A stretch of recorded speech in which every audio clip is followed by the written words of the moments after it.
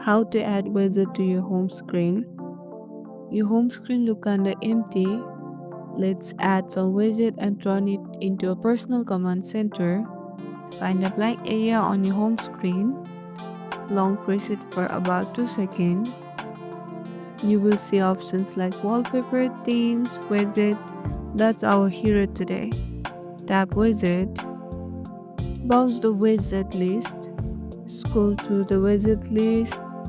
Each app that supports widget will be here. Found one.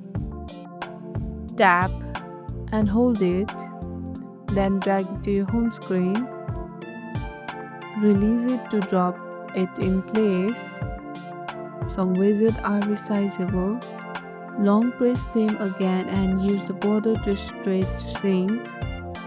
And boom, use this level up your home screen. Widgets aren't just pretty, they are powerful. Tap like if your home screen feels smarter now. Question: want widget ideas? Drop a comment.